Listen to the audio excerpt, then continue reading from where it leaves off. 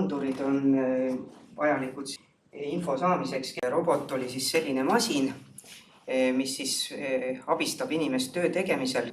Et seda ülesannet hästi täita, siis peaks nagu inimese meeleorganeid ka kuidagi, nende funktsioone kuidagi asendama andurite abil. Vaatamegi siis võrdlust kõigepealt inimese meeleorganitega nende andurisüsteemide puhul. Siis põhimõisted, anduri tajuelemendi, eesti keeles tajuri ja ka sensori ja samuti siis signaali muunduri mõiste. Need andurid on juba terved plokid, kus tuleb välja siis juba kood või siis mingisugune signaal mingis piirkonnas, et seal on terve rida astmeid, kuidas siis signaali muundatakse alates sellest füüsikalisest siis pinge või vooluni või siis mingi arvuni kuskil digitaallülituses. Omadused vastavalt siis eri tööpõhimõtetega anduritele ja mida üldse nagu oodatakse anduritelt, et mis on need põhiomadused, milline peab olema üks andur, et ta oleks meile kasutatav. Nende andurite tähistamiseks, kui te hakkate mingit masinaid ehitama või mingit, mis iganes projektis kasutates, teete elektriskeemi, siis on vaja neid asju kuidagi tähistada ja selleks on olemas standardid. Üks selline on siin ära nimetatud. Ja kuna siis tänapäeval need seadmed on siis digitaalsed, need juhtseadmed, siis on seal sees analoog-digital muundamine. Ka neid analoog-digital muunduri liike on erinevaid. Võib nagu eristada kahte liiki taju sellel robotil või robotsüsteemil, et on sisemine taju, siin on proprioceptive, et inimese puhul ka, et ta peab ka tajuma oma käte ja jalgade asendit ja mis seisus tal mingisugused kehaosad on, et see on siis see sisemine taju roboti puhul samuti, et mis asendis tal need liigendid on parasjagu ja millised jõud sinna mõjuvad. Ja siis on välised ehk exteroceptive on siis kõik need, mis tal roboti ümber on, et nii seal töötsoonist kui ka mujalt, millega ta kokku puutub. Andureid on mitmel pool, on siis roboti enda peal, töötsoonis ja teistel seadmetel, mis siis koos robotiga töötavad. Kui te võtate selle näiteks roboti montaažistendi sealt alt laborisse, siis seal on ju terve rida neid optilisi kiudusid viidud sinna igasugustele sööteseadmetele ja söötepesadele ja haaratsitele ja mujale. Need on need välised siis, mis on väljaspool robotit. Ja milleks siis üldse nagu andureid vaja on sellest ka, et kui meil oleks nagu kõik ette määratud ja meil on teada, mis seal ümber toimub, et siis me saame teha nii hea mudeli, et meil tegelikult ei ole üldse vaja mingit andureid kasutada, et saame kõike arvutada mudelist. Aga reaalsus on see, et on määramatus, on häiringud välised. Nende korrigeerimiseks ongi vaja siis seda infot anduritelt. Näited siis võrdlusest inimese meeleorganitega, kuna tõesti see masin on mõeldud inimese abistamiseks seal tööprotsessis ja tema võimete ülevõtmiseks, et näiteks on siin puudutamine, nahaga siin mehaanika, on mitmesugused puuteandurid, mikrolülitid, lähedusandurid. Kui on otselt puuteander, siis tähendabki seda, et ta läheb otselt nagu vastu sellele objektile, mida siis tuvastatakse. Puutevabad lähedusandurid on ka, ja need on siis distantsil. Meil on siin, praegu on laua peal mul siin ka tööstuslikud sellised induktiivandurid on teatud standardis määratud kestades, et üks selline standardmõõt on siin mul laua peal, et kõige selline vanem ja laialt levinum on siis induktiivne. See eeldab seda, et siin peab olema rauast detail vastas. Või metallist, ühesõnaga, et ei suvalisi detaile plasti ta ei tuvasta. Aga on teisi andureid. Samas kestas võib olla ka mahtuvuslikud, mis siis tuvastavad ka neid plastist detaile. Nüüd, need lähedusandurid võivad olla ka lisaks selle elektrilistele tööpõhimõtetele ka ultraheliga ehk akustilised ja siis optilised.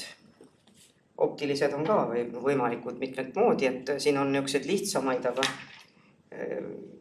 neid on väga suurtel distantsidel võivad töötada, kui on tänapäevased need tööstuslikud andurid.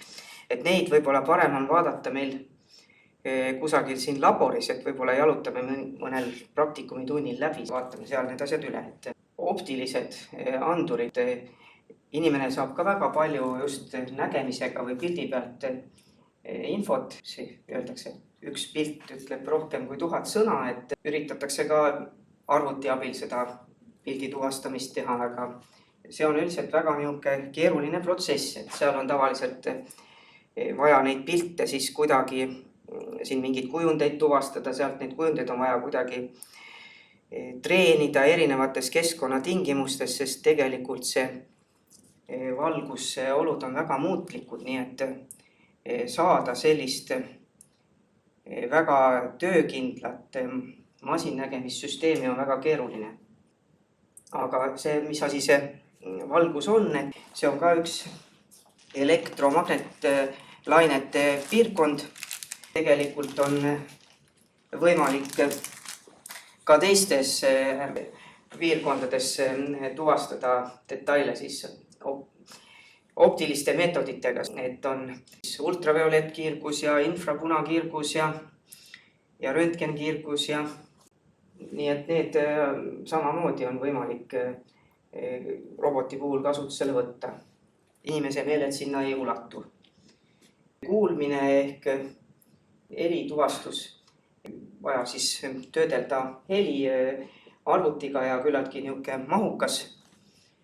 Eelmisel korral oli ka robotite tänapäevased juhtimismeetodid, heliga juhtimine tähendab seda, et see peab käima kuskilt helituvastusesse inimese kõne läbi ja sealt tuvastatakse siis mingid sõnad ja selle põhjal siis juhitakse, nii et see eeldab niisugust küllalt mahukat töötlust.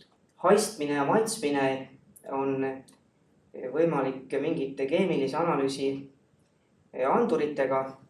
Üsna keeruline teema, et siin on üks link. Forum Automation, Types of Chemical Sensors.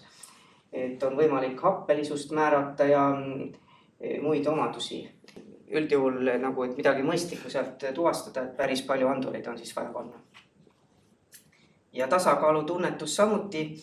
Me peame seda masinat suutma siis muutuvas keskkonnas juhtida, et ta ümber ei kuku või oleks õiges asendis, et selleks on siis vaja magnetväljaandurid ja kiirendusandurid ja güroskoobid, mis siis võimaldavad tuvastada, kui palju kuhugi pöörati seda masinat. Inimene hoiab oma tasakaalu siis sisekõrva ja silmade abil. See on siis asendus siis andurite näol roboti poolt.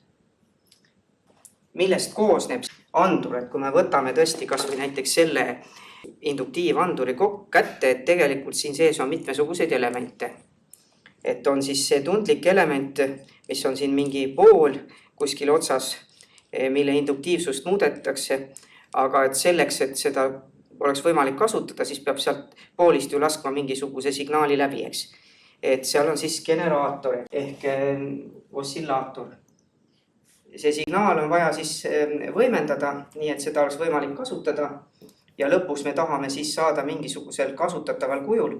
Need on tavaliselt sellised relee tüüpi andurid ja ega need induktiivandurid nüüd kaugelt ei võta ka, et need on mingid mõned millimeetrid. Mõned teised anduritüübid optilised ja need suudavad kaugemalt võtta. Võib siis eristada nagu 3 osa sellest, et on siis tajuelement või tundlik element. Siis mõõtelülitus, mis siis annab siia vastavalt pinget peale ja siis lõpus mingisugune nivoo tuvastuse sõnaga, et millest alati siis loetakse, et see detail on siin vastas. Et siin on nagu 3 etappi teisendamisel. Rääkisime siis seda, et on vaja seda infot sellepärast, et meil on määramatus, mida on vaja siis korrigeerida ja sellist määramatuse korrigeerimist mõõtmiste abil, et juhtimise puhul nimetaks tagasisidega juhtimiseks.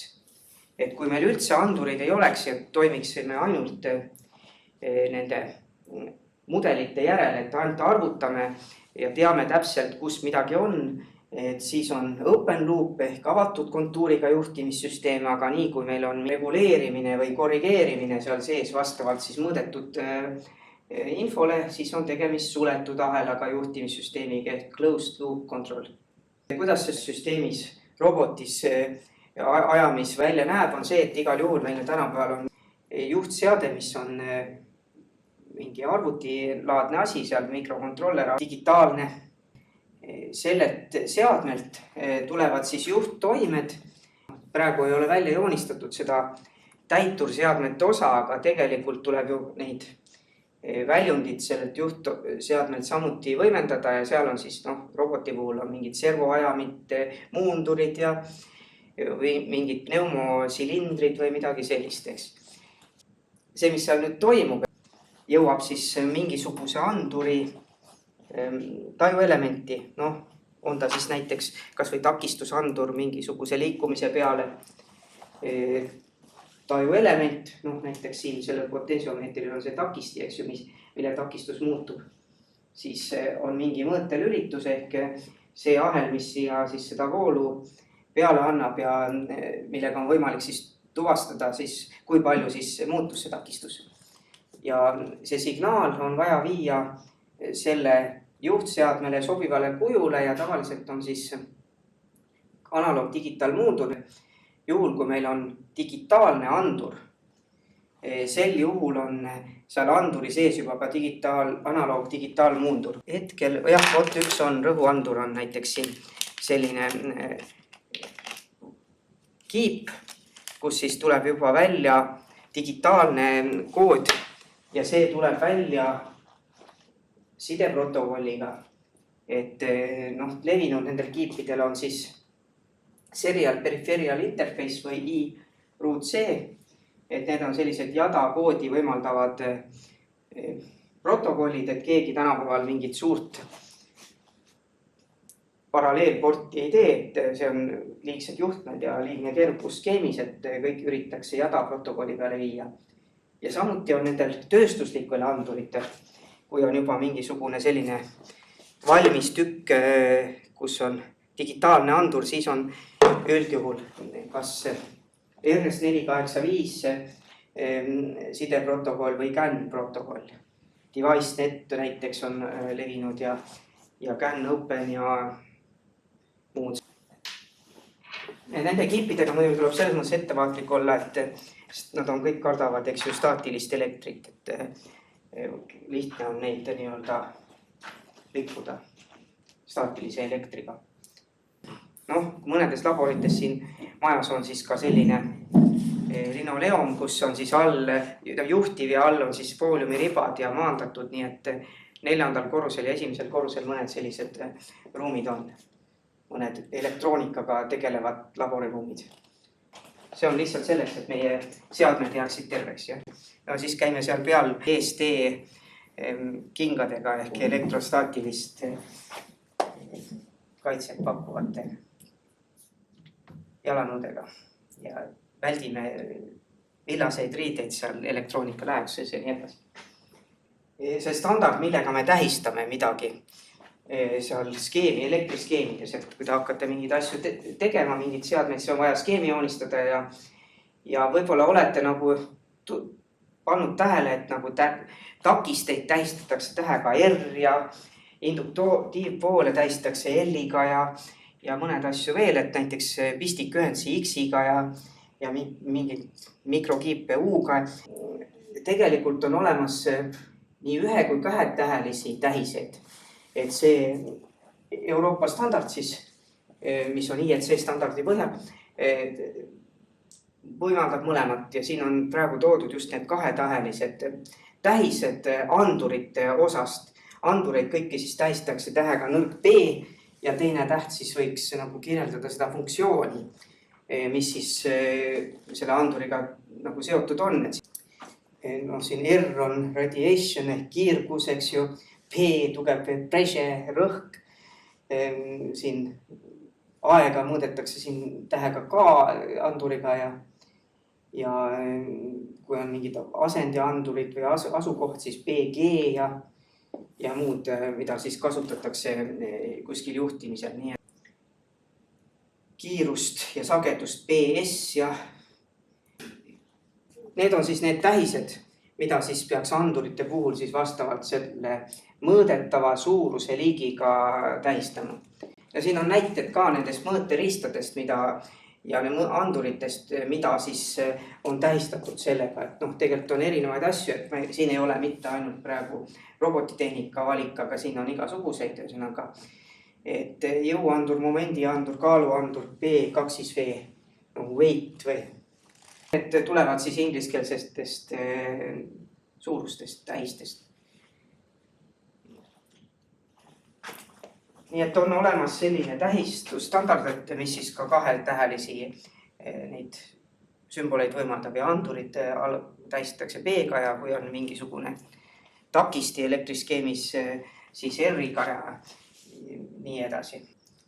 Siin on praegu kirjas, et mida mõõdetakse, mis on nagu eesmärk tuvastada. Aga see, kuidas moodi see andur töötab, et siin on ka mitmesuguseid võimalusi, et milliseid füüsikalisi põhimõtteid selle tuvastamiseks siis kasutatakse. Et optilised, need kaamerad ja laser kaugusmõõtjad ja lidarid ehk laserskännerid, siis fiiberoptilised seadmed, et need on kõik optilised. Kui on mehaaniliste suurustega töötavad asjad, mis siis reageerivad, need tajuelemendid reageerivad jõule või pöördemomendile või puudutusele, need on siis mehaanilised andurid, enkoodrid, puuteandurid.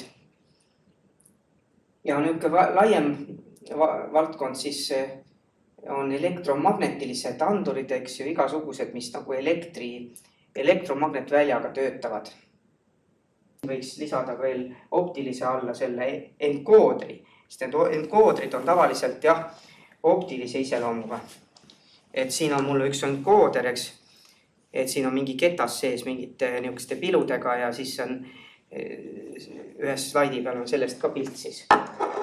Need on kasutusel servoajamites selle võlli asendi määramisel. Nii see analoog resolver ehk pöördtrafo kui ka selline. Nüüd see trafo asendi määramiseks ei pea alati olema ju tegelikult pöördtrafo, et on lineaarsed need trafoandurid ka olemas ja mul on siin laua peal ka üks selline trükitud mähisega nii-öelda trafo, et on võimalik ka sedasi asendit määrata. Ultraheliandurid ja mikrofone, et põhimõtteliselt sellel sees on üks signaali allikas, kuuldavalt heli annab väga kõrget heli, et mis ei ole inimeskõrvaga kuulatav, aga mikrofon on ka siin olemas ja akustiline andur. Kiirendusandurid on siis väga levinud sellised mikromehaanilised kiibid tänapäeval, mis siis töötavad ka gyroskoopidena, aga peale selle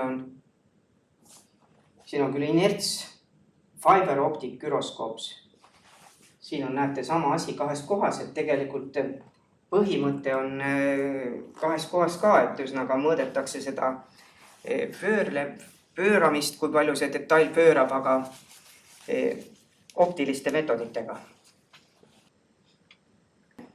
Et me tahame tihtipeale saada just elektrilist väljundit ja siin on nüüd elektrilised suurused nagu takistus, mahtuvus, induktiivsus ja elektromotoorjõud. Et võib-olla kui te olete elektriga kokku puutunud, Ohmi seadus, eks ju, takistus, pinge ja voolu nagu suhe, et U võrdub I korda R, eks. Takistus praegu, kui me näiteks teeme seda materjali, mida ta läbib siin lühemaks mehaaniliselt selle pööramisega, siis nagu siin potentsiomeetrites, takistusandurites on, eks, et siis muutubki takistuse mehaaniline asendiandur, kus ei ole ulatus võib-olla väga suur, nii enkooder kui ka see, eks ju. Järgmine on siis mahtuvus. Nüüd, mida selle mahtuvusega tuvastatakse, et tegelikult nii liikumist saab tuvastada siin nii mahtuvuse kui takistuse kui ka induktiivsusega, siis jõudu, rõhku, momenti, pöördemomenti saab siin ka samuti osade asjadega tuvastada nii, kus väljundis on muutuv takistus, muutuv mahtuvus, muutuv induktiivsus või siis viimane on siis elektromotoorjõud. Elektromotoorjõud on siis genereeritav pinge klemmidel voltides. On terve rida füüsikalisi nähtusi, mis siis põhjustavad mingit väikest pinget kuskil klemmidel, ühesõnaga kui mingisugune suurus seal muutub. No näiteks Seebeki efekt või siis termopaarid näiteks, et siin on mingid mikrovoldid muutuvad siis vastavalt sellele, kuidas temperatuur muutub või on siis see Halli efekt magnetvälja muutumisel või et kui me mingit generaatorit keerame, kas või näiteks seda sama tahogeneraatorit, et siis siin tekib ju pinge, eks ju, klemmidel. Et elektromotoorjõud väljendib. Elektromotoorjõud, näiteks piesoelektriline efekt, igasugused pisikesed jõuandurid, rõhuandurid ja fotogalvaaniline efekt, eks ju, päikeseelement, pisike päiksepatarei seal. Päiksepaneel annab teile, eks ju, pinget, nii kuidas päike peale paistab, aga need andurid võivad samuti olla nii, et valgus paistab peale ja tuleb mingi voldid sealt väljundisse. Vooluandurid ja magnetväli, et elektrivool, kui te lasete kuskilt juhtmest läbi, siis seal ümber tekib magnetväli. Ja paljudel juhtel seda elektrivoolu mõõdetakse magnetvälja abil. Ja magnetvälja abil on võimalik seda näiteks selle Halli efektiga mõõta, aga on ka mitmesuguseid muid nähtusi, no näiteks magnettakistusefekt, ehk siis mingisugune elemendi takistus muutub siis vastavalt sellest magnetväljale, mis seal on, et see on väga levinud tänapäeval vooluandurites. Niisugune nagu väike ülevaade siis, et nendest elektrilistest suurustest. Ahelad takistus, mahtuvus, induktiivsus võivad siis muutuda mingise välise toime mõjul ja võib ka see element mingi füüsikalisest efektist tulenevalt tekitada mingisugust pinget sinna ehk elektromotoorjõudu. No esimene teema on siis takistusandurid, eks. Muud takistid. No see on see potentsiomeeter, eks ju. Keskkontaktiga, kui keeran ühte otsa, siis on keskkontakt kokku ühendatud ühe poolega. Keeran teise otsa, siis on teise poole. Siis on võimalik niiviisi vahepealselt takistust siis tuvastada. Seda saab panna siis kuhugi ahelasse nagu pingejagurina sisse ja siis on võimalik siis mõõta, et millise asendis ta on. No levinud ongi võib-olla, tihti peale on vaja käsitsi etteantavat nuppu kuskile mikrokontrollerile, siis võite keskmisest võtta näiteks analoog sisendisse ja siis saate ette anda mingit suurust siis mingis vahemikus. No teine võimalus on siis mingi enkoodriga impulsse lugeda, et see on juba keerulisem. Muud takistid, kaasa arvatud siis need rõhuandureid on igasuguseid kiipe, kaasa arvatud selliseid, nagu ma ringi lasin siin, kus siis näiteks rõhku tuvastatakse takistuse muutusega. Seal on sees muidugi elektroonika, mis siis selle ümbert muudab. Termotakistusandurid, kui te temperatuuri mõõdate, et kõige lihtsam on võib-olla need PT100 ja PT1000, et need on takistustermomeetrid, resistive termodetektors, RTT. Need on hästi lineaarsed seal hästi laias piirkonnas ja neid on hea lihtne kasutada. Neil on muidugi puudseid, aga peale selle on veel siis positiivse selle temperatuuri tunnusjoonega termotakisteid ja negatiivse temperatuuri tunnusjoonega termotakisteid. Neid ei saa kasutada mingi termomeetrina väga laias vahemikus. Nende tunnusjoon on väga lineaarne, et nad võivad kuskil olla mingi ventilaatori kiiruse reguleerimiseks mingis väga kitsas vahemikus sobida. Et olete võib-olla näinud siukseid ventilaatorite küljes, näiteks õhuvoolu pannakse sisse kuhugi. Et siukses kitsas vahemikus nad sobivad. Et kui tahad laias vahemikus, siis on meil valikus kas PT100, PT1000 või termopaarid ehk ju need, mis annavad välja mikrovolte. Aga mikrovoltidega on vaja elektroonikat vahele ja magnettakistus. Takistuse muutus siis magnetvälja mõjul kasutatud vooluandurites väga palju tänapäeval ja muudes andurites ka. Fototakistus ehk takistuse muutus selle valguse mõjul, võib-olla kuskil valguse hämaralülitid ja muud säärased, nendes kasutatakse hoone automaatikas ja mujal. Elektromotoorjõud ehk siis genereeritav pinge on selle tundliku elemendi klemmidel. Ehk esimene kõige lihtsam variant ongi siis generaator elektromagnetiline induktsioonil põhinev, et selles magnetväljas liikuvas juhis genereeritakse siis pinge, eks ju. Selliseid nii vahelduvoolu generaatoril põhinevad kui ka siis alalisvoolu generaatoril põhinevad. Neid on igasuguseid kiiruse mõõtmiseks, tahomeetrid. Aga samuti on ka need resolverid, pöörtrahvod ka selles servoajamite mootorite asendi määramiseks. Ja need tasapinnalisel, kui ei ole pöörleva liikumisega tegemist, siis nimetatakse induktosüünideks. Trafoga mähised ja puhaga ei ole pöörlev liikumine. Piesoefekt, pikaade genereerib pinget ja nii edasi. Holli efekt magnetväljas, Seebeki efekt termopaar, sama termopaar, eks ju. Siin on kahest erinevast metallist, siin kromell, alumell, eks ju. Kaks metalli saavad kokku ja siin tekib pinge, aga selles kokkupuutepunktis, aga nüüd on järgmine tehniline raskus, et ega me ei saa ju nende metallidega minna ju kuni sinna mikrokontrollerini välja, et meil on või kibini välja, et meil on vaja ikkagi minna see kuidagi üle vasele ja mingist pistikust läbi viia ja sealt need raskused tekivad selle termopaari kasutamisel. Väga oluline on siis, et pistikuklemmid oleks õigest materjalist ja on eraldi veel külmpunkti temperatuuri mõõtmine, mis on nende punktide temperatuur, mis seal mõõteseadme sees on. Ehk üks asi on see, mis on seal juhtme otsas kuskil mõõdetavas kohas, eks ju. Aga siis seal mõõteseadme sees olev temperatuur ka mõjutab seda, kuna siia tekivad ka samuti termopaarid üleminekule vasele, eks ju. Ja kui see on õigesti valitud need pistikud ja kõik need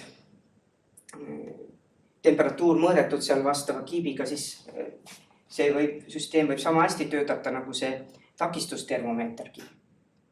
Või isegi võib-olla paremini. Aga jah, on kindlasti keerulisem seda kasutada, kuna väga spetsiifilised kaablid ja juhtmed pistikud on siin kasutusel. Vastavad selle termopaari tüübile.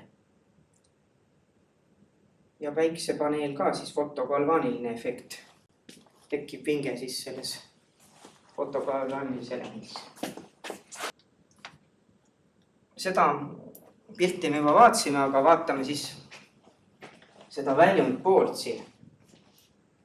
Mis siis välja tuleb. Ehk siin võib olla analoog, näiteks 0–10 volti, võib olla 4–20 milliamprit voolusignaal, võib olla lihtsalt nii-öelda relee kontakt transistori lülitiga, on küll, joonistatakse välja nagu relee kontaktväljund, aga tegelikult on sees mingit tüüpi transistorlüliti. Ja transistorlülitid on ka võimalik erinevat tüüpi, et nagu bipolaartransistori tüübid on, et NPN ja PNP, aga võib olla nii tark andur, et siin on mikrokontroller sees ja annab välja juba selle IRC või SPI-ga andmeside siinile selle info. Analoogandurid, pinge või vool, loogikaväljundiga andurid ehk mõõtereleed ehk siin oli siis võimalik transistorväljund või siis mehaaniline relee kontakt, aga võib olla transistorväljundid ka 2 tüüpi seal vähemalt. Siis on võimalik ka impulsssignaalid, et mingisuguse sagedusega signaal ja kui me näiteks paneme midagi lähemale, et siis sagedus näiteks suureneb ja väheneb. Ja võimalik siis ka, et sisse ehitatud analoog-digitaalmooduliga. Kui me räägime digitaalsest signaalist, siis on kohe küsimus, et pikk on see kahendarv, millega me seda kirjeldame. Odavatel mikrokontrolleritel tavaline on 10 bitti, võib-olla mõnel kehvemal 8 bitti. Siit ongi küsimus, et kui täpselt me saame sellega mõõta selles meid huvitavas piirkonnas ehk kui on 10 bitti, siis see tähendab seda, et meil võimalik väljund muutub vahemikus 0–1023 ehk võimalik on siis 1024 erinevat taset selles arvus. Kui on suurem bittide arv, siis on võimalik täpsemalt ehk see 1024 ehk 0–1023 tähendab seda, et me saame ligikaudu siis 0,1% hälbega seda mõõtmist teha seal. Ehk need üks selline tuvastatud, alla 0,1% ei ole võimalik mõõta sellist analoog-digitaalmoondulit sisaldava süsteemiga. Et tavaline võtab mingi Arduino odava mikrokontrolleri, kõige tavalisema ja Arduino Uno, siis teadki, et alla 0,1% ei tule kuidagi sealt. Ehk infosõna pikkus bittides. Ja kui meil on vaja nagu täpselt mõõta, siis kiiret liikumist juhtida, siis on vaja suuremat bittide arvu ja seda suuremat bittide arvu töödelda, selleks peab olema ka siis parem kontroller, parem protsessor. Nii et need on kõik omavahel seotud. Nüüd mida siis oodatakse ühelt andurilt? Et ükskõik milline andur, olgu ta siis mõni temperatuuri andur või siis vooluandur või midagi muud. Ehk me tahame, et see sisend ja väljund suurus oleks kindlalt seotud, et ta ei oleks näiteks väga mõjutatav mingitest välistest asjadest, näiteks temperatuuri muutustest või valguse muutustest või millestki muust, et ta oleks meile ette teada. Hea oleks, kui see tunnusjoon sisendi ja väljundi vahel oleks võimalikult lineaarne, soovitavalt võimalikult lineaarne tunnusjoon, ideaalselt lineaarselt ei õnnestu saada. Kõik need füüsikalised nähtused ikkagi on mitte lineaarsed, aga võimalikult.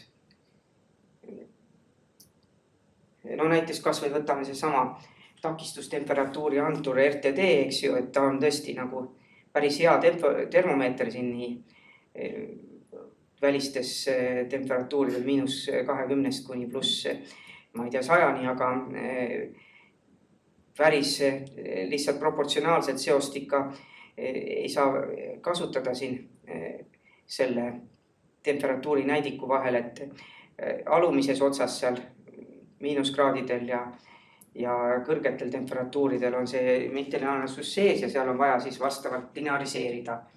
Tavaliselt on siis mingisugused polünoomfunktsioonid, mille abil siis arvutused tehakse. Lineariseeritakse. suunatud toimega.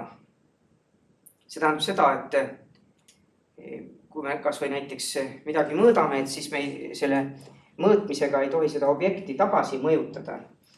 Ehk näiteks seesama temperatuuri andur, takistustemperatuuri andur. Selleks, et takistuse abil temperatuuri mõõta, me peame sealt laskma läbi elektrivoolu. Kui me laseme kuskilt ahelast läbi elektrivoolu, siis see ahel soojeneb. Nii et me mõjutame vastu, eks ju. Et võib-olla selles mõttes see termopaar on nagu temperatuuri andurina parem, eks ju, et ta mõjutab vähem seda mõõdetavat objekti vastu. Ja samuti, kui me mõõdame mingisugust pöördemomenti kuskil võlli peal, siis me ei tohi väga takistada selle mõõtmise käigus, et see andur ei tohi mõjutada seda liikumist. Ehk selle all mõeldakse seda, et anduri signaalid suunatud toimega anduri sisendist väljundisse, et vastupidine mõjutamine peab olema minimaalne. Teine asi on siis, kui kiiresti me saame sealt selle info kätte sellest protsessist. Et ei tohi olla andur liiga aeglane, liiga suure nii-öelda inertsiga. Jälle näide selle sama,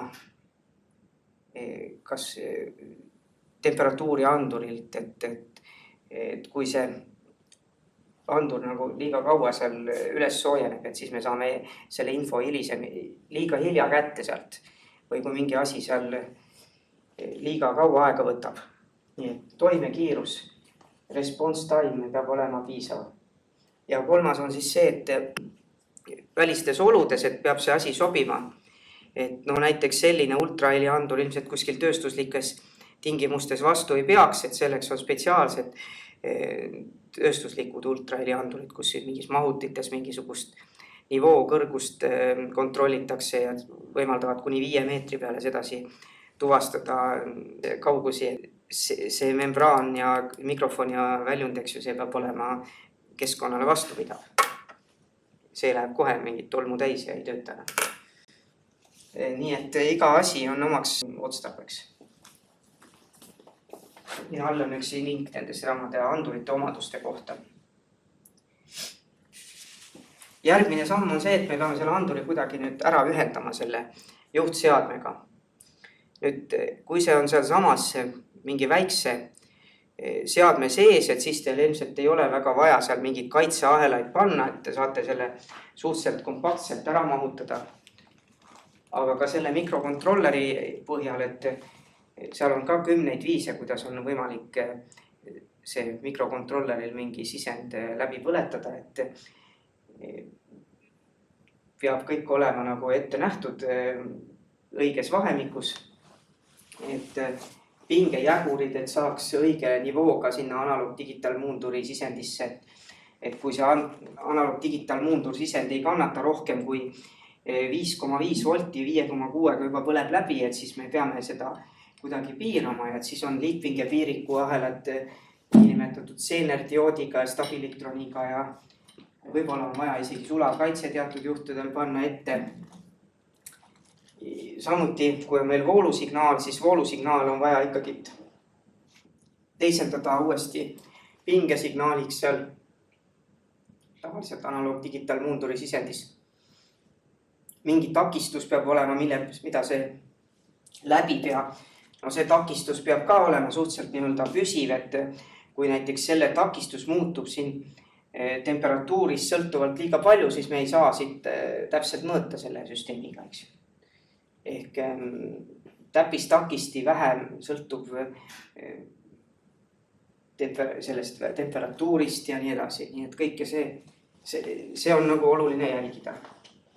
Nüüd, kui meil on mingisugused suuremad, kõrgemad pinged või pikemad kaablid, eks ju, et siis on vajalik ka signaalide elektriline eraldamine. Analoogsignaale on vaja ka võib-olla eraldada, et igal poole võib-olla ei saa digitaalandureid panna. Ja levinud selline meetod, ütleme sellistes tööstuslikes süsteemides, kus need pikemad kaablid on, analoogandurid kuskil kaugel paiknevad, et siis kasutatakse modulaator, demodulaator tüüpi võimendit. Ja põhimõte töötab siis selles, et tehakse meie analoogsignaalist vaheldub pinge, mis saab läbi lasta isoleeriva trafo, elektrilist ühendust ei ole. Ja siis teisendatakse tagasi uuesti alalispingeks ja saab anda kuskile mikrokontrolleri või programmeeritava tööstuskontrolleri sisendisse. Ja muidugi nendele pooltele on siis eraldi toiteallikad, mis on samuti omal trafoga eraldatud, nii et toodetakse neid asju sellistes valmis moodulites. Siin üks elektriskeem on siis ka toodud selle ploki kohta siin ja niisuguseid tööstuslikke mooduleid on hästi palju kuskil. Pannakse, see on praegu TIN-listu moodul, kus on suurem süsteem kuskil. Et need on jah siis mõõtevõimendid, isoleerivad. Nimetatakse ka isolatsioonivõimendid. Pikemate kaablite puhul on see oluline ja suuremate voolude puhul, kus võivad mingid häiringud hakata muidu mõjutama. Rääkisime bittide arvust analoog-digitaal-muundumisel, aga järgmine küsimus tekib, et mis asi üldse on siis see analoog-digitaal-muundur ja kuidas see mõõtmine üldse toimub, et igasugune mõõtmine on siis mingisuguse etaloni või siis tugi suurusega võrdlemine. Ehk selleks, et me saaksime sealt selle koodi kätte, selleks peab selles süsteemis sees olema see tugipinge allikas või see etalon, millega me võrdleme. Ja tavaliselt on siis kõige lihtsamad sellised mikrokontrolleri skeemid, kui te võtate seal, ongi siis see analoog digitaalmuunduri tugipinge sisend kokku ühendatud toitepingega. See võib olla mõnel juhul problemaatiline, kui te tahate täpselt midagi mõõta, sellepärast et see arvuti, mikrokontroller, see on digitaalseade, seal kogu aeg toimuvad mingisugused sisse-välja lülitumised seal. Ja iga selline sisse-välja lülitumine kohe mõjub talle toitepingele. Ja kui teie etalon niimoodi kogu aeg kõigub üles-alla seal iga pisikse mõne milli või mikrosekundi järel, siis see kõik müra tuleb teie selles koodis lõpuks esile, mida te siis sealt analoog digitaalmuundurist välja loete. Et siis sellist asja nagu vähendada, siis pannakse eraldi kiip, eraldi pingestabilisaator selle analoog digitaalmuunduri tugipinge sisendisse. Ja nimetatakse siis precision voltage references on need kiibid, siin on üks.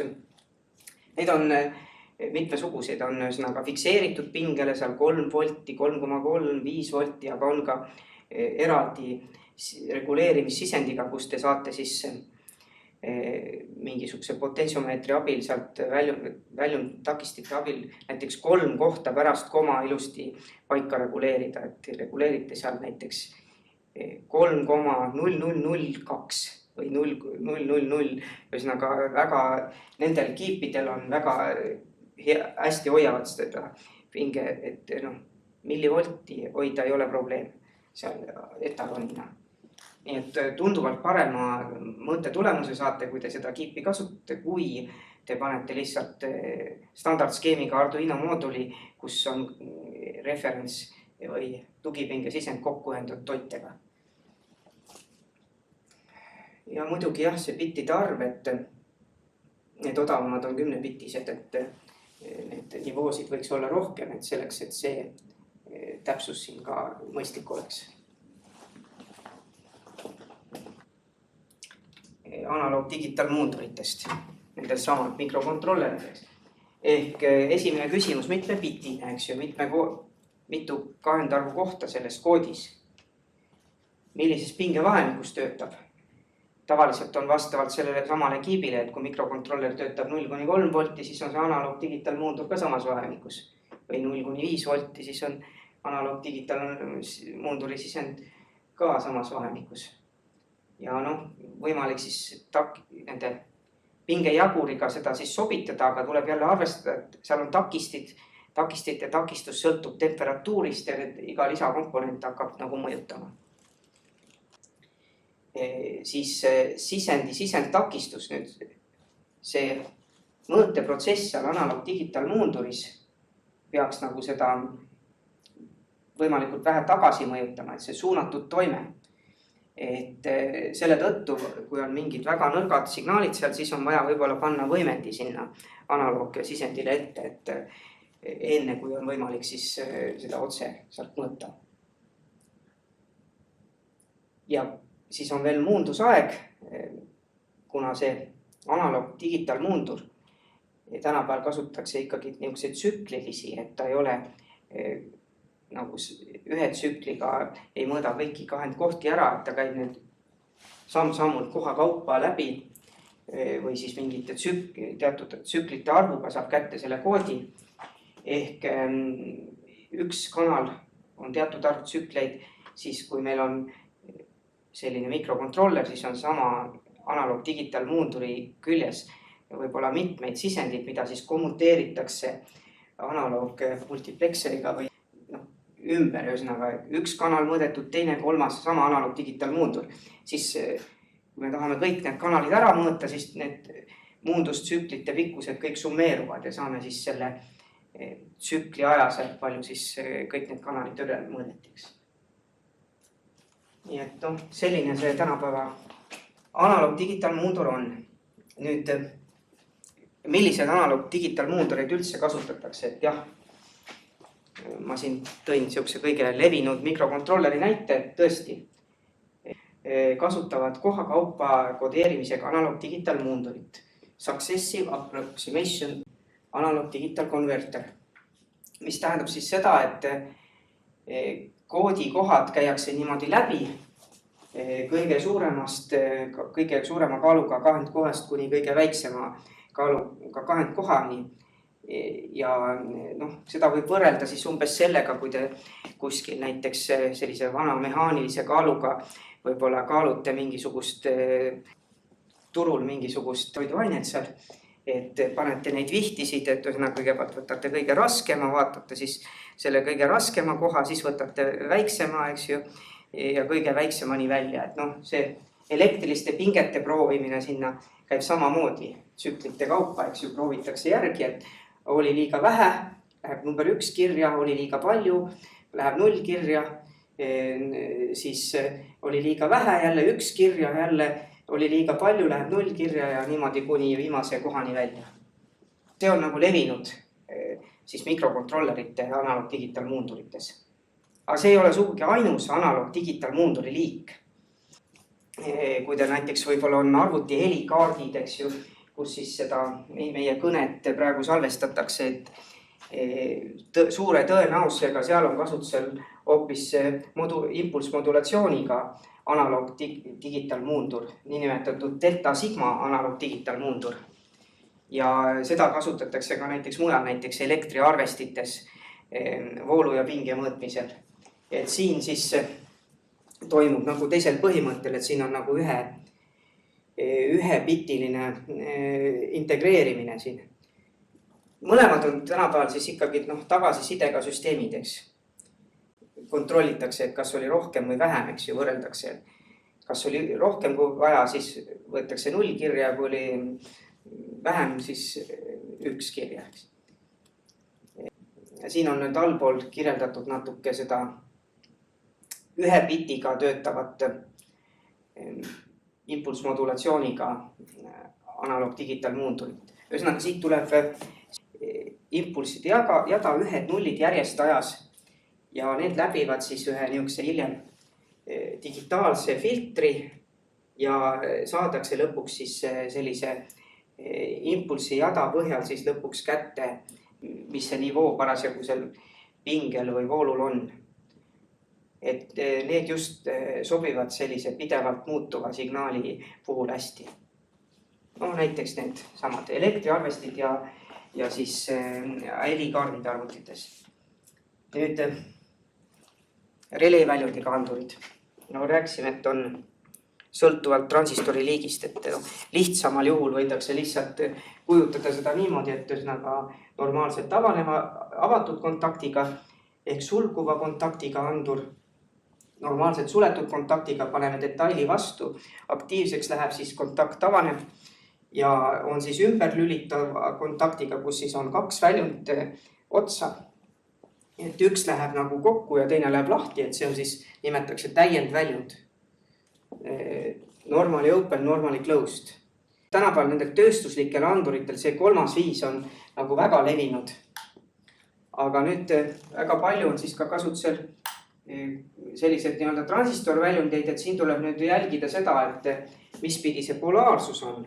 Et kas ta siis lülitab miinusesse või plussi seal ahelas. Nii et selle kohta on täpsemalt siin alumises linkis nagu kirjeldatud seda asja, et kui te seda linki sealt avate, siis te saate nagu parema pildi sellest nii-öelda transistorväljundiga anduritest. Kui on mahtuvuslik, siis saab ka plasti ja muud andurid. Siin oli näide siis sellest lülitist, neid on mitmesuguseid. Lihtsalt läheb vastu, lülitab kontaktid kokku või lahku. Kui on mahtuvuslik andur, siis seal sees on nagu sisuliselt kondensaatoriplaadid, et me sisuliselt paneme selle plastmassi sinna ühe ja teise plaadi vahele ja muutub siis see mahtuvus. Induktiivsusel paneme siis nagu südamiku, lahti võetud südamiku vastu selle raua, eks ju, siis selle ahela induktiivsus muutub. Nüüd magnetväljal põhinevad andurid, eks ju, need Halli efektiga töötavaid siukseid magnetvälja andureid on ka, et see eeldab seda, et peab olema mingi magnet, mis siia vastu läheb. No lihtsalt kontaktandureid, mis magnetile reageerivad, neid on hästi palju kasutusel. Ja ka nende töökindlus on ka suhteliselt kehva, et need kontaktid seal klaastorus kipuvad nagu kinni põlema. Et mul on siin ka näidatud, et nad võivad olla sellises kinnises, et ei näegi, mis siin sees on. Tegelikult selle sees on samasugune klaastorukene. Nende sees ja tavaliselt on seal valgusdiood indikatsiooniks ka sees. Nii et need on need reed switch inglise keeles, vene keeles kerkon, eesti keeles kasutatakse erkon või keelkontakt. Nii et reed switch on ingliskeelne nimetus. Magnetväljale reageerib. Magnet peab olema, kontaktid muidu kokku ei lähe või magnetit vastu ei pane. Helilainete peegeldumine, valgussignaalil peegeldumine, seda me ka vaatsime. Induktiivanduri pilte on siin ka natuke näidatud, et kuidas moodi siis, kus tuvastatud objekt ja kus siis ei ole. Et see vahe ei ole induktiivanduril kuigi suur, et see on maksimum võib-olla 4 mm, mitte rohkem nendel suurtel. Et sellega tuleb arvestada, et induktiivandur ei võta väga kaugelt. Ja kujud on ka nendel erinevad, et siin levinud on erineva diameetriga sellised ümardused variandid. Meil on tihti peale vaja ka analoogandurit, et nüüd tuvastada näiteks, et sellelt kui kaugel nüüd see detail on, eks ju. Ja siis on olemas niinimetatud takistusliku väljundiga lähedusandurid. See on niinimetatud Namur tüüpi lähedusandurid, mis on siis teatud ka Euroopa standardiga määratud. Ja need annavad siis muutuvat takistust, jälle takistust on vaja siis mingi elektriahel, millega siis sealt voolu läbi lasta ja ehk vooluväljundiga variant on ka võimalik. Kuidas me saame siis analoog. Nii et siin slaidi peal on siis need standardi nimetusid nende analoog väljundiga lähedusandurite kohta. Mahtuvuslikud lähedusandurid, et te võib-olla olete mingid selliseid puutetundlikke paneele, eks ju, kasutanud, eks ju, tõenäoliselt mobiilil on, eks ju, igal ühel seal puutetundlik paneel peal, et väga levinud on ka mahtuvuslikud lülitid, see puutetundlikud lülitid, et panete siia sõrme vastu ja teib isegi mitte päris vastu, vaid väikse nii-öelda vahega ja tuvastab üsnaga seda mahtuvuse muutust. Igasuguseid puutetundlikke nuppe, kus ei ole otselt liikuvaid kontakte. Et väga töökindlad lahendused. Ja üks selline, need mahtuvuslikud andurid on tavaliselt plastkestas. Vaadake, et näed siin, see on metallkestas, see on induktiivandur, aga näed, see on plastkestas seal. Ehk mahtuvuse muutusel, et siin on nagu siis need kondensaatoriplaatide vaheline, see objekt läheb sinna vahele. Magnetvälja järgi töötavad ka väga paljud kontaktivabad vooluandurid ehk elektrivoolu mõõtmiseks. Et elektrivoolu saab mitmel viisil mõõta, et paneme mingi väikse takisti, ka täppistakisti, laseme sealt voolu läbi, tekib pingelang ja saame siis selle järgi siis tuvastada, et kui on mingi väga suur vool, 100 amprit, siis on see takisti näeb välja selline. Siin tekivad siis mingid millivoldid siis siia, kui siit näiteks 100 amprit läbi lasta. Et need on siis takistuslikud vooluandurid kontaktiga. Aga see ei ole hea lahendus, et meil on vaja siis ikkagi isoleerida seda ahelat. Me ei saa seda otse panna mikrokontrollerisse. Ja tänapäeval siis on levinud ka sellist magnetväljal. Need on küll väga täpsed, need takistusega otse mõõtmine, aga tahame ka, et oleks isoleeritud. Niuke südamik on lõigatud üks pilu sisse ja see tundlik sensorelement on siin vahel. Ja nüüd me oma analoogskeemiga siin väljundis reguleerime selle elemendi magnetvälja nulliks. Ehk me kompenseerime seda magnetvälja, mis siit mõõdetavast juhist läbi läheb. Me paneme teise vastupidise magnetvälja siia peale sellele südamikule. Nii et me saame siia elemendile nulli. Ja selle tulemusena siis selle südamiku läbiva väljundi järgi, selle pinge järgi, mis me siia südamikule on, me saame teada, kui suur see vool seda latti läbis. Ehk see on siis tagasisidega mõõtesüsteem. Ehk need enamus selliseid tänapäevaseid täpseid kontaktivabasid vooluandureid töötavad siis tagasiside põhimõttel. Kõige selline vanem ja levinuim oli siis Holli element, aga nüüd on tulnud ka teisi viise magnettakistuselemente mitmesuguseid, nii et võib-olla siis ma panin siia ühe slaidi juurde, kuna tõesti Holli element ei ole sugugi ainus. Sunt on takisti, see on kontaktiga elektrivoolu mõõtmine. Holli element on magnetväljale, reageerib samamoodi, magnettakistusandurid reageerivad magnetväljale. Et töö põhimõte on siis erinev, et siin muutub takistus, Holli elementil muutus pinge, ehk elektromotoorjõud. Ja siis on veel lisaks ferrosondid, mis ka kasutatakse nii alalis kui vahelduvoolu puhul. Et seal tekitatakse siis välisest signaaligeneraatorist sellele südamikule selline vahelduv küllastumiseni viiv signaal peale. Ja selle abil siis on võimalik samamoodi mõõta, nii et kui te näete selliseid sõnasid nagu fluxgate, siis on küllastuva südamikuga. Kui on niisugused ühendid nagu AMR, GMR või DMR, siis on magnettakistusel põhinev. Ja kui on siis Holli element, siis on siis Holli efektil seal põhinev. Need on lihtsalt erinevad füüsikalised põhimõtted, aga ülesehitus on neil kõigil enam-vähem sama, et kõik nad näevad välja sellises karbis. Need vooluandurid siin mõned on toodud, valdavalt on siin mul Holli elemendiga, nad on suhteliselt vanemad sellised andurid, aga tänapäeval on neid tüüpe, need 2 tüüpi on juurde tulnud.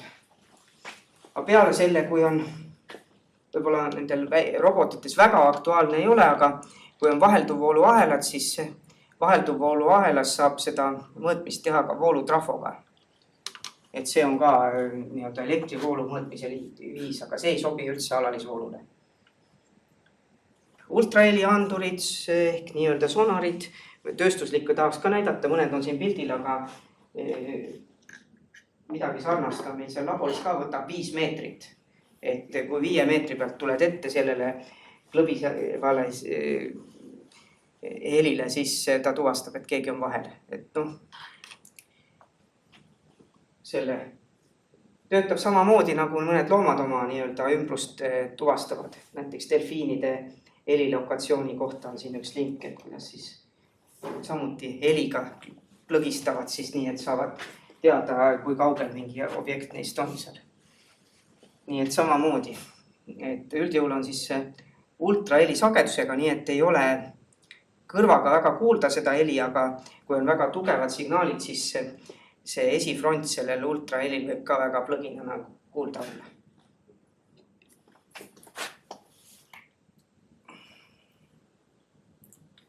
Infrapuna on andurid ja optilised andurid. Ehk võib-olla nendel üks on siis valgusdiood vastava optikaga ka ja teine on siis mingisugune diood või fototransistor, eks. Et üldjuhul, kui te hakkate nagu ise tegema kahest sellest fotodioodist ja fototransistorist või valgusdioodist, siis te ei saa nagu seda optikat normaalselt, et te ei saa sellega väga täpselt, kuigi kaugelt nagu midagi tuvastada. Et selle tõttu on need üldjuhul nagu päris, näiteks siin tööstuslik optiline andur, et sellise sama standardkestaga, nagu ma seda induktiivandurit näitasin, võib olla ka optiline, ühesõnaga siit valguskiirega peegeldub ja need optilised töötavad palju kaugemalt, et kui need induktiivsed ja mahtuvuslikud. Ja liikumisandureid mitmel pool hoonetes samuti infrapuna liikumisandurid. Siis mõned on mul siin veel sellised kahvli tüüpi, kus on võimalik midagi nagu vahele panna, tuvastada sellega, kas asi töötab ja võib-olla te nägite seal ka kiudoptikas kasutatakse haaratsite ja sihukese koha peal, kus nagu ei saa väga suurt andurit panna, siis on kiudoptika väga levinud. Ja plastkiudoptika just. Et siin muidugi kasutatakse seda kiudoptikat mujal ka. Siin on optilised kiud siin erinevate pistikühendustega. Samad tööstuslikud andurid võivad töötada nagu eraldi objektilt peegeldamisega, aga võivad peegelduda ka reflektorilt. Ja kui me paneme objektile mingisuguse peegelduva katte peale, siis distants on pikem. Nii et need tööstuslikud andurid tavaliselt ongi nagu tehtud multifunktsionaalsena, et neid saab kasutada mitmel pool. Saab kasutada ka niisuguse läbiva kiire katkestusega süsteemis, et üks saadab ja teine võtab vastu ja on võimalik ka siis sama andurit siis erineval viisil kasutada. Elektromagnetlained, raadiosagedused ja mitmesugused muud raadiosignaalid ja kaasa arvatud siis optilised, need valgus on ka elektromagnetlaine, eks ju. Ja detsimeeterlaine ja ultraviolettkiirgused, kõigil on mingisugune lihtsalt sagedusvahemik, aga omad vastavad siis toiuelemendid on erinevad täiesti. Nii et see kõik on see elektromagnetlainete spekter siin. Ja võib-olla suuremat huvi pakub meile siis valgus ja selle ümber siis olev infrapuna ja ultraviolett kiirgus. Nähtavat kiirgust nimetatakse valguseks, eks. Ja sõltuvalt nüüd, mis värvi see valgus on, et siis on erinev siis laine pikkus sellel. Ja siin on näha need nanomeetrites need laine pikkused, eks ju, sellel elektromagnetlainel. Nii et ühel pool otsas siin ultravioletist edasi on röntgenkiirgus ja nendele töötavad mitmesugused fotogalvaanilised elemendid. Pannakse filtrid peale ja saadakse värvituvastust teha. Või kaamerast seal on võimalik siis tuvastada. Tavaliselt on mingid pooljuhtelemendid, eks ju, seal need fotogalvaanilised elemendid. Päiksepatarei tingmärk on siin siis nagu patarei tingmärk ikka, aga lihtsalt noored on peal.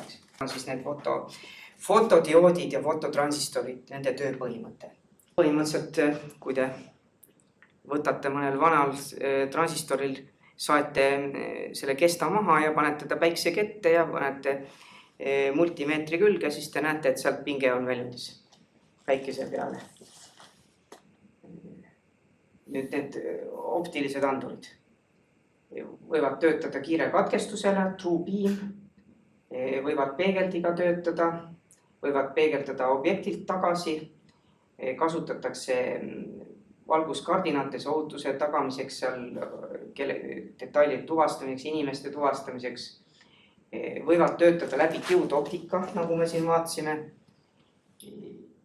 Ja kõik sellest asjast võib-olla pildi annab järgmine pilt, et siin on need tööstuslikud andurid, mida meil siin laboris ka mõned on võimalik näha, et sama andur võib olla erinevas nagu variandis töös. Peegeldiga, reflektori pealt peegeldusega objekti tuvastus, võib olla polariseeritud kiirega süsteem peegeldiga, võib olla siis objektilt tagasi peegeldumisega süsteem ja on veel eri funktsioone siis, kuidas tausta nagu eraldada sellest objektist. Neid anduri tööpõhimõtteid. Sama andur võib kusjuures mitmes variandis töötada, et te lihtsalt saate reflektori kasutamisel suurema distantsi näiteks kui ilma reflektorita. Et ongi tehnilistes andmetes antud, et reflektori pealt peegeldumisega saate seal nii palju meetreid, aga objekti pealt peegeldumisega ainult nii palju või vähem, eks. Neid me ka siin natuke vaatasime, neid optilisi kahveltüüpi ja muid. Diodoptika saab kasutada seal, kuhu ei saa suuri andureid panna, näiteks haaratsid, kus ligipääs on raskendatud. Valguskardinad on kiire katkestusel terve rida neid seal elemente.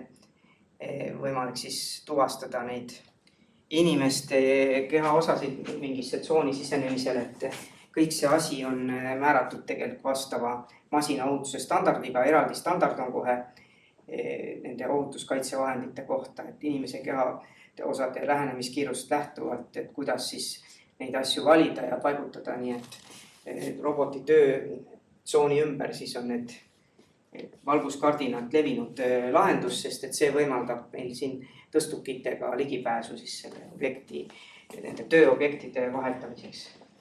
Kui me paneks mingi jäiga aia sinna ümber, siis see oleks väga probleemne. Siis mobiilsetel laserskännerid on ja laserkaugusmõõtjad distantsi mõõtmiseks, aga laserkaugusmõõtja võib töötada ka pöörlevana niimoodi. Ja mobiilsetel robotitel on see väga levinud ja seda nimetaks siis Light Detection and Ranging ehk LIDAR. Ja siin praegu tehnilisi andmeid ei ole, aga seal on ka omad nüansid, mismoodi see LIDARil, mis probleemid seal on, et kas ristsuunas saame ka seal õiget tulemust või ei saa. Et seal võib-olla mingi nurga all töötab paremini kui otse risti, eks. Et seal on omad efektid, mida siis tuleb ka arvestada. Kui on vaja väga täpset mõõtmist, siis interferentsi nähtused optikas on väga sellised head, mis võimaldavad seda teha ja laserinterferomeetrid nii laboritingimustes võimaldavad suure täpsusega distantsi mõõtmist. Siis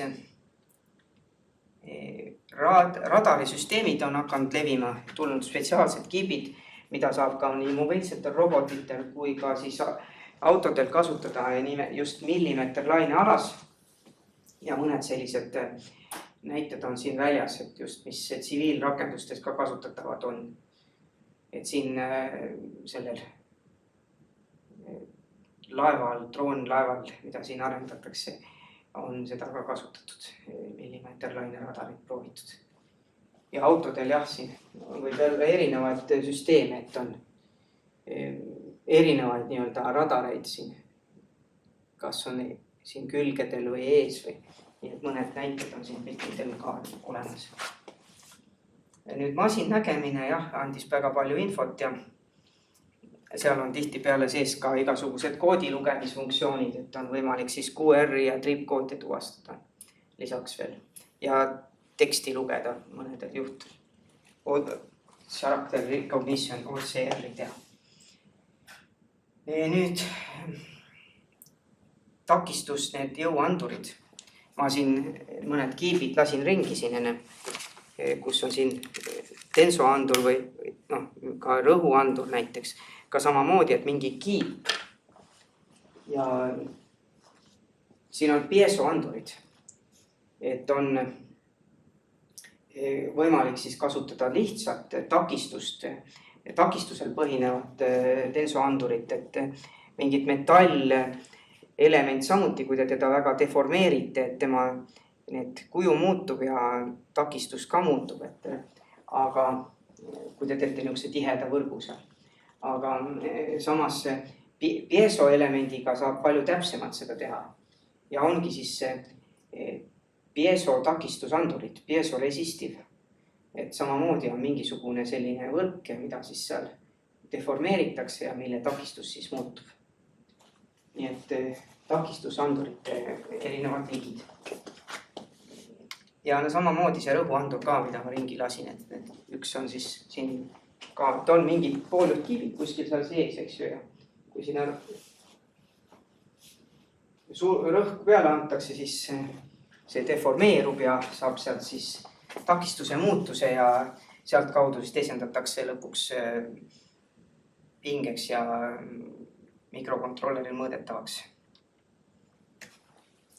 Nüüd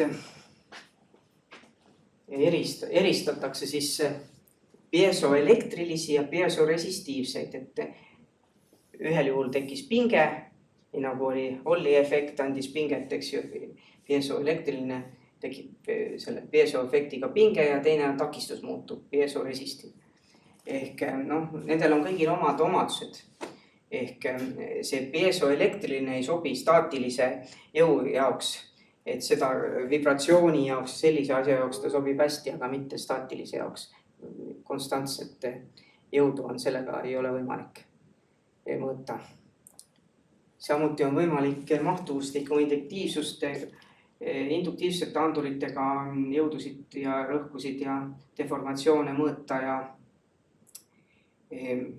magnetoelastsete anduritega ja teatud juhtudel optilist ja ultraheliga. Nii et on muid meetodid veel siis jõudude mõõtmiseks. Nii, ja on olemas ka vastavaid siis kiipe, mis neid asju siis võimaldavad. Piesoresestiivset, siin on ka võrdlus jälle piesoelektrilise ja piesoresestiivse vahel. Et on ühel juhul on siis, kui on takistuseks, siis on väline toide vajalik, eks. Aga kui ta annab ise pinget välja, siis on vaja seda kuidagi mõõta, seda pinget, nii et variandid. Siin on nüüd ka anduritest mingi slaid, aga võib-olla sellele lasen praegu mööda, et kiirendusandurid on kasutusel jah, selle orientatsiooni määramiseks, et kui meil droon lendab, et meil on vaja teada, mis asendis ta on ja palju ta pööranud on, eks. Et need gyroskoobid ja kiirendusandurid on seal väga olulised.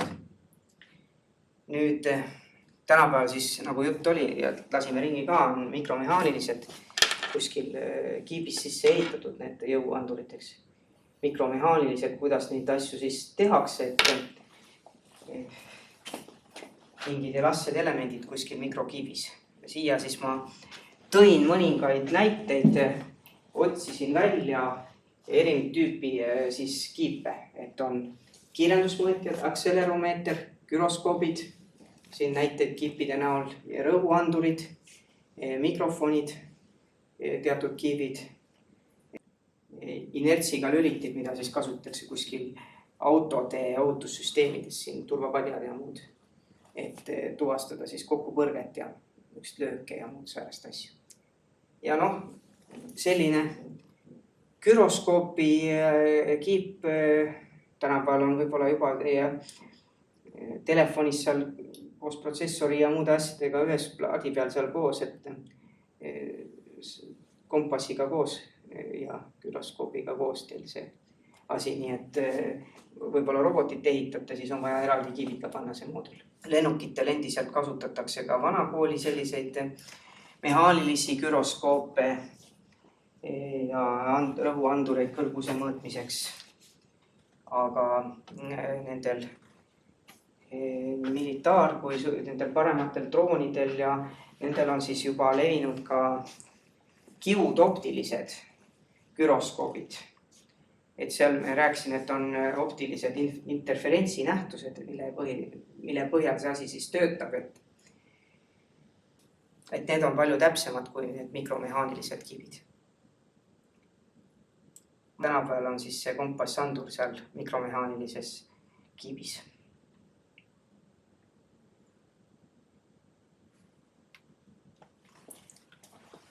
Liikumisandurid, asendiandurid ja kiirusandurid.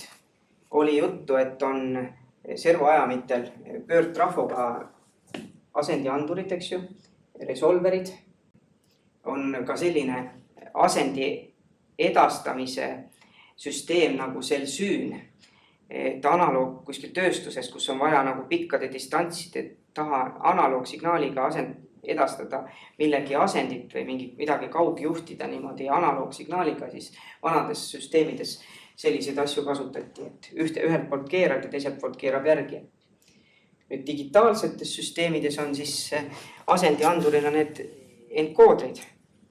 Mingi ketas on siin sees ja annab impulsse ühele teisele poole ja võib-olla siis on veel ka indeksimpuls veel eraldi, kui on mingi täpis need tööpingid, eks ju. Ja on olemas ka selliseid absoluutasendiandureid, kus siis on hästi palju neid kettaribasid, aga need üldiselt on vähe levinud. Et need enamus nendest robotitest on ikkagi inkrementaalse anduriga ja kuidas me saame sealt absoluutasendit on see, et kõigil liigenditel hoitakse seal patareiga loenduritel toide peal, et me kogu aeg on töös need, et me teame täpselt, et kui palju siis see liigend on muutunud, eks.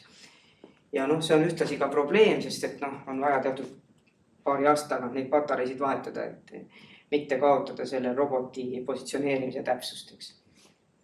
Absoluutasendi anduriga on asi parem, aga need on vähem levinud, kallimad. Tahogeneraator, seesama, mis ma siin lasin, see sobib kiiruse mõõtmiseks, aga temaga positsiooni ei ole võimalik määrata. Tema on suur puudus. Siin on siis nüüd pilt sellest ühe piluga siis sellisest impulsandurist ja teine on siis selline mitmepitilisest koodandurist. Et reaalselt, kui me tahame siit ikka positsiooni täpselt saada, siis peab neid ribasid siin väga palju olema ja läheb asi keeruliseks ja kalliks. Aga neid on lahendusi, selliseid impulsanduriga on ka lineaarsed, et kõik ei ole ainult pöördliikumisele. Ja kuidas töötab selline pöördliikumisega impulsandur, encoder, incremental encoder ehk valgusdioodist lastakse valgus läbi selle ketta ja maski ja siis tuvastatakse, kus tavaliselt on 2 kanalit ka, mis võimaldab siis tuvastada, kumbas suunas pööras. Et kui oleks ainult üks impulss ja üks väljund ja siis ta jääks näiteks kuskile pilu serva peale ja väriseb niiviisi, tuleb hästi palju impulssi ja arvame, et juba on hästi suur kiirus, aga tegelikult üldse ei liigu, seisab paigal. Nii et selle tõttu on alati mitme kanaliga need ja täpis tööpinkidel on seal veel need indeksimpulsid lisaks. Nimetatakse inkrementaalenkoodriks seda asja. Siin pildi peal oli ka.